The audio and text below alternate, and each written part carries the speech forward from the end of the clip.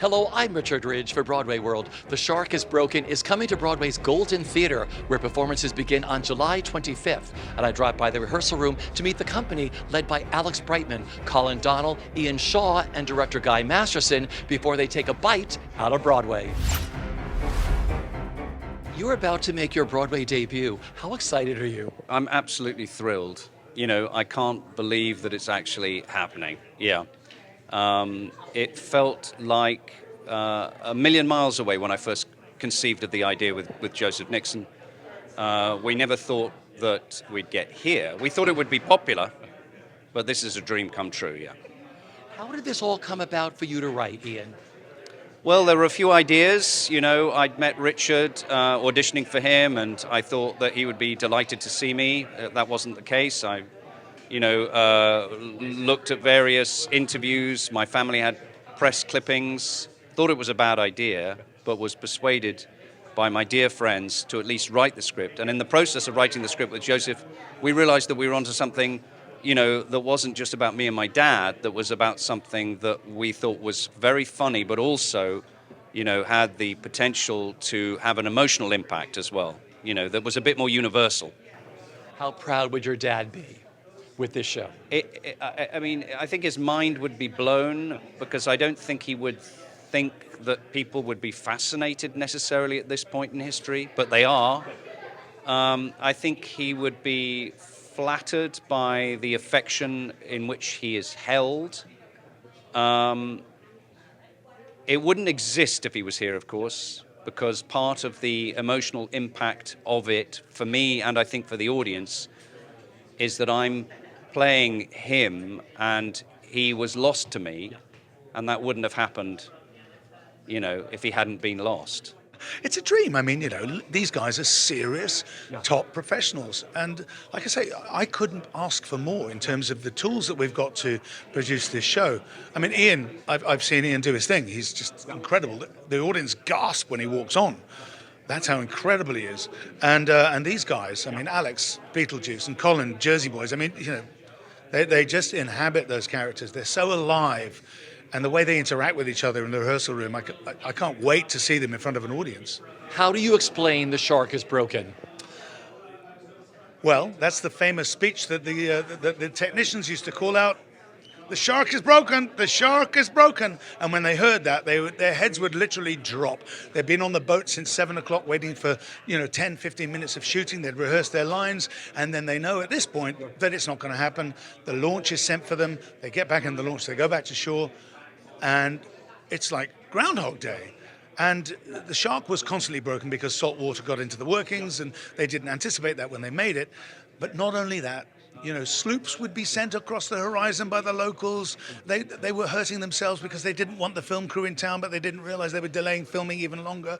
And then Martha's Vineyard, you get squalls coming in, and suddenly shooting something, and suddenly in the background it would have to stop. So how do you explain The Shark is Broken? It's basically three big egos in a room trying to get on with a situation which has been extended through no fault of their own from 4 weeks to 12 weeks. And it's how they basically deal with each other. In space, they used to pick those three astronauts very, very carefully because they knew they were going to spend a lot of time in an enclosed environment. They didn't pick these guys. They put them in there and just expected the best. Being on stage, just the three of you, Ian Shaw is playing his dad, Robert Shaw. You have Colin Donnell playing Roy Scheider. What's it been like, the three of you working together, playing these iconic people? First of all, I get to work with a couple of hunks. There's nothing wrong with that. First of all, the Ian Shaw of it all, it's uncanny when he puts on the costume. It's very difficult not to see his father. It's really unbelievable. So if you're even having an inkling of doubt of seeing this show, just for that performance alone, and I'm not discounting Colin or myself, but it's really, truly a miraculous performance he is giving, and we get to be on the wonderful sidelines for.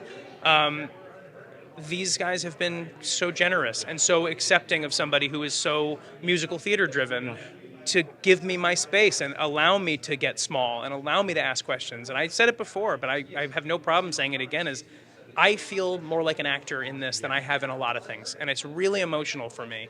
And it's due to them. It's due to them. It's due to Guy, our director, and all of the thoughtfulness that we've put into this, and are able to make changes and adaptations and evolve the piece rather than plastering something that worked already on the Broadway stage. That's not what you want to see. You want to see a living thing. So that's what they're making it for me. This is one of the biggest blockbusters ever. Like I said, I couldn't go into the ocean for like 10 years because I would swim out and hear John Williams music and freak out and just come out of the water. It was only pools for me. Yes, I don't go in the ocean. That's not. I'm certainly not going to be doing my character research by going to the ocean or on a real boat. Nothing makes me happier than this boat being on a stage and not in the ocean.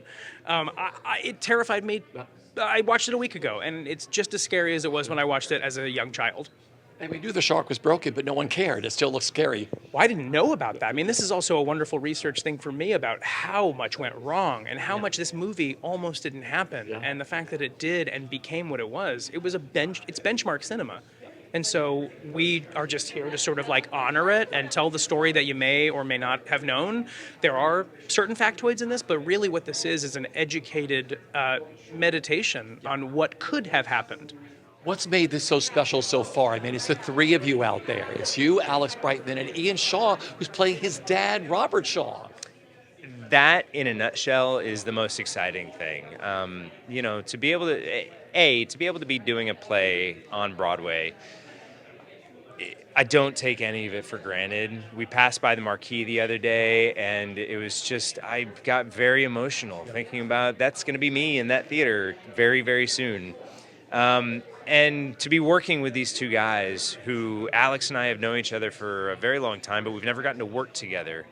And Ian, I didn't know much about before I came, but the way that we instantly gelled coming into the room and started exploring the play, it made me very comfortable and made me so happy to be back in New York doing a show like this. And it's the ultimate thrill to be in a rehearsal room with people who you respect and whose talent you just admire so much, and to feel like you're one of the club. You're part of the club.